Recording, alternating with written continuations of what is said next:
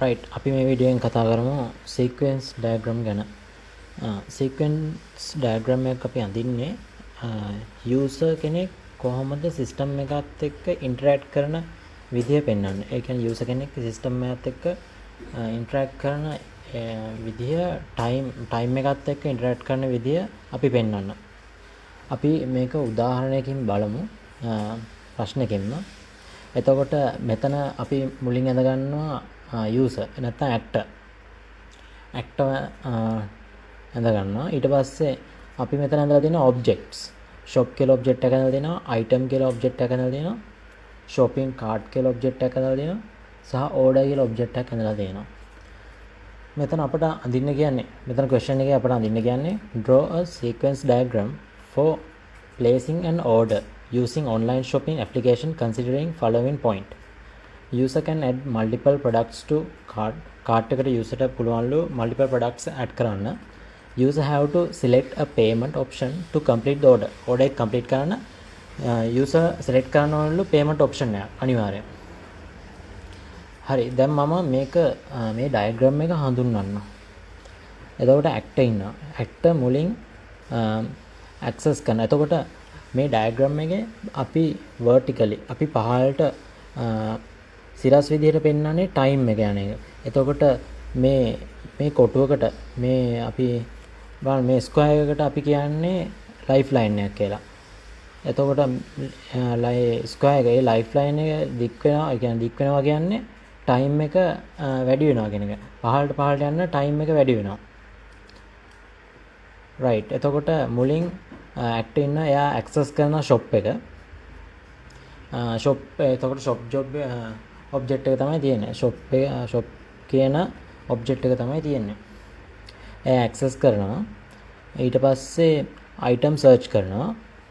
ඒත් shop කියන object එකේ ලයිෆ් ලයින් එකට තමයි ඒක යන්නේ. ඊට පස්සේ ඇක්ටර් කරන්නේ ඒ shop කියන ඒ තියෙන ලයිෆ් ලයින් එක. එතකොට මේ ඊට කලින් මේ කඩේරි වලින් ඇඳලා තියෙන ටයිම් ලයින් එක. මේක මේ මවුස් පොයින්ට් එක මම දාලා තියෙන පෙන්නන්නේ ඇක්ටර්ගේ ලයිෆ් ලයින් එක තමයි මේ තියෙන්නේ. ඒක shop එකේ ටයිම් ලයින් එක තියෙනවා, item එකේ ටයිම් ලයින් එක තියෙනවා, shopping cart එකේ ටයිම් ලයින් එක තියෙනවා, සහ order එකේ ටයිම් ලයින් එකක් තියෙනවා. ඒකට ඒ ටයිම් ලයින් එකට අදාළ වෙද්දී ඒවට ආවේනික ලයිෆ් ලයින්ස් තියෙනවා වෙන වෙනම ඒ ටයිම් එකත් එක්ක.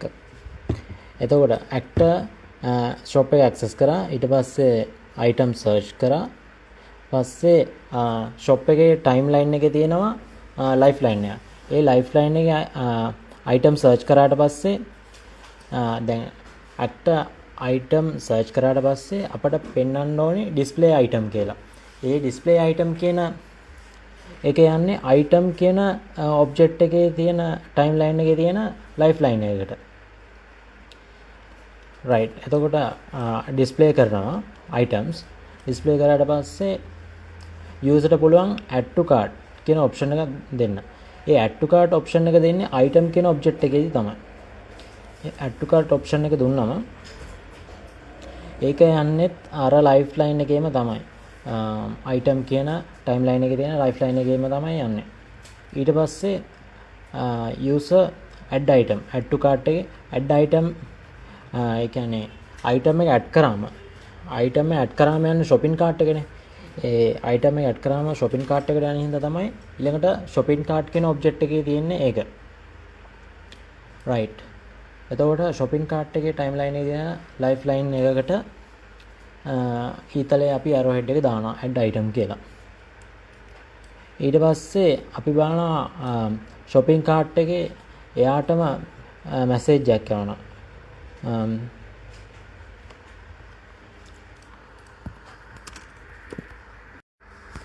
right. එතකොට මෙතන shopping cart එකේ time line එකේ තියෙන life line එකේ මෙතන calculate total තියෙන්නේ ඒ life line එකේ තුලදීම ඒ life line එකටම message එකක් යවලා තියෙනවා calculate total කියලා. එහෙම Tamanට message එකක් යවන විදිහ නිරූපණය කරන්නේ මේ විදිහට. calculate total කියලා යවලා තියෙනවා. එතකොට ඒ total කියන තැනට යවුවට පස්සේ ආය ඒ ලයිෆ්ලයින් එකේ රිප්ලයි එකක් ඇවිල්ලා තියෙනවා successful ordered කියලා. රිප්ලයි එකක් එවද්දී අපි ඒක කඩේරි වලින් තමයි දක්වන්නේ. මේ විදිහට. order එක successful කියලා අපි රිප්ලයි එකක් ඇවිල්ලා තියෙනවා item එකේ තියෙන ලයිෆ්ලයින් එකට. right ඊට පස්සේ user ඉන්නවා. user ගේ timeline එක තියෙනවා. user ඊට පස්සේ select කරන delivery option එක. එතකොට delivery option එක select කරද්දිත් ඒ option එක තියෙන්නේ shopping cart object එකේ නේද? එතකොට මේ shopping cart object එකේ තියෙන lifeline එකට තමයි ඒක ඒ arrow එක අපි දාන්නේ. ඊට පස්සේ තව එකක් තියෙනවා එයාගේ timeline එකේ තියෙනවා click checkout. check කරා එයා check කරනවා. දැන් delivery option එක දාලා checkout කියන option එකට යනවා. එතකොටත් ඒක දාන shopping cart එකේ. ඊට පස්සේ එහෙම එයා ගියාට පස්සේ shopping cart එකෙන් message එකක් දානවා. ඒ කියන්නේ reply එකක් එනවා display total කියලා. කොච්චර display කරනවා. ඒ කියන්නේ කොච්චර එයා deliver කරගන්නවද කියන එක display කරනවා. ඒක යන්නේ item කියන object එකේ timeline එකට. ඒ reply එක. right ඊට පස්සේ shopping cart එකේ ඒ lifeline එකේ තියෙනවා raise order. order එක දානවා. order එක දාන එකට තමයි අපි raise order කියලා කියන්නේ. order එක දැම්මට පස්සේ order කියන object එකේ තියෙන එකේ තියෙනවා lifeline එක. ඊට පස්සේ පල්ලෙහා time එකත් එක්ක යද්දී අපි යන්න ඕනේ ආයෙත් actor ට යද්දී actor ගේ timeline එකේ තියෙන select payment option and add details. payment options සහ option එක payment option එක select කරලා detail add කරන්න තියෙන message එක ආවනවා.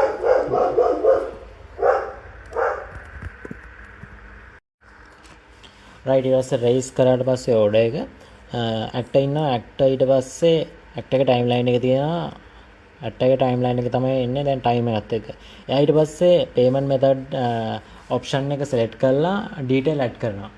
ඒක යන්නේ order කියන object එකේ ඒ lifeline එකට තමයි යන්නේ. ඒ lifeline එකට ගියාම time එකත් එක්ක time එක පහළට යන්නේ. time එකත් එක්ක ඊට පස්සේ තියෙනවා verify payment කියලා. verify payment එකේදී ඒ message එක යන්නේ order කියන object එකේ lifeline එකටම තමයි message එක යන්නේ. self message එකක් යනවා. ඊට පස්සේ shopping cart එකට එවනවා මෙයා reply එකක් verified වුණා කියලා. verified කියලා reply එකක් කරනවා. කලින් කිව්වා වගේ reply එකක් අපි එවන්නේ කඩේරි වලින්. ඊට පස්සේ forward details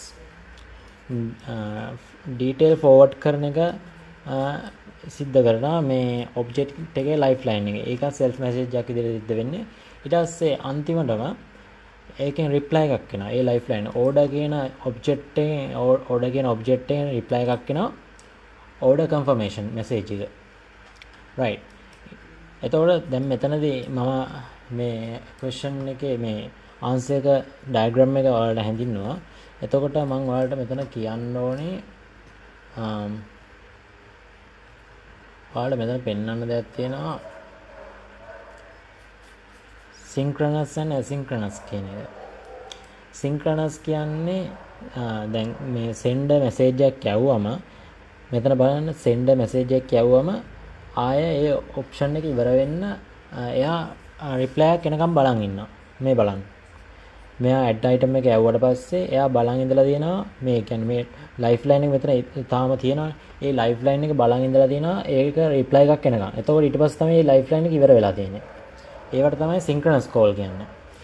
asynchronous calls වලදී වෙන්නේ object එක lifeline එකකින් හරි lifeline එකකින් message එකක් යවුවට පස්සේ ඒ lifeline එක execute වෙනවා. lifeline එක ඉවර වෙන්න එයා send ඒ කියන්නේ receive එකෙන් reply එකක් එනකන් එයා බලන් ඉන්නේ නැහැ. එයාගේ lifeline එක ඉවර වෙනවා. ඒ කියන්නේ බලන්න මෙතන add item කියන එක මෙතෙන්ට ගියාට පස්සේ ඔයා හිතන්න මෙතන successful added කියලා reply එකක් ආවේ නැත්තම් එතනදී ඒ lifeline එක ඉවර වෙනවා. මෙතන ඉරක් ඇඳලා තියෙන්නේ. එතනින් lifeline එක ඉවර වෙනවා. මෙතනදී reply එකක් එනකම් බලන් ඉන්න එක නිසා තමයි එතන synchronous කියන්නේ. reply එකක් එනකම් බලන් ඉන්නේ නැතුව මෙතනින් මේක ඉවර වුණා නම් ඒක asynchronous විදිහට තමයි අපි හඳුන්වන්නේ. right. එතකොට තව දෙයක් තියෙනවා. මෙතන object එකක් පෙන්නද්දී මෙතන ඔබ්ජෙක්ට් එකක් පෙන්නද්දි අපිට මුලින් ඔබ්ජෙක්ට් නේම් එක මුලට දාන්න. මෙතන දැන් උඩ දාලා තියෙන්නේ ඔබ්ජෙක්ට් නේම් එක. මම දාලා තියෙන ඔබ්ජෙක්ට් නේම් එක විතරයි මේ හැම ඔබ්ජෙක්ට් එකකම. හැබැයි අපිට පුළුවන් වුණා ඔබ්ජෙක්ට් නේම් එක ඉස්සරහින් ඩොට් දෙකක් තියලා ක්ලාස් නේම් එක දාන්න. සහ තව දෙයක් තියෙනවා මේ ලයිෆ්ලයින් එකේ මේ විදිහට පෙන්눔 කරොත් ලයිෆ්ලයින් එකේ දැන් කලින් මෙතන අපි පෙන්눔 කරේ සෙල්ෆ් මැසේජ් යන්නේ. එතකොට මෙතනදී පෙන්눔 කරන්නේ මෙතනදී මේ විදිහට පෙන්눔 කරන්නේ රිපීටේටිව් මැසේජ්. ඒ කියන්නේ මැසේජ් එක රිපීට් වෙනවා නම් මේ විදිහට තමයි පෙන්වන්නේ. දැන් මෙතනදී එක මැසේජ් එකයි සිද්ධ වෙන්නේ. කැල්කියුලේට් ටෝටල් එක එකපාරයි සිද්ධ වෙන්නේ. මෙතනදී රිපීටේටිව් මැසේජ් එකක් පෙන්වන්න මේ විදිහට අංකණය කරනවා. රයිට්. එතකොට එහෙම තමයි සීක්වෙන්ස් ඩයග්‍රෑම් එක සීක්වෙන්ස් ඩයග්‍රෑම් එකක් අඳින්නේ.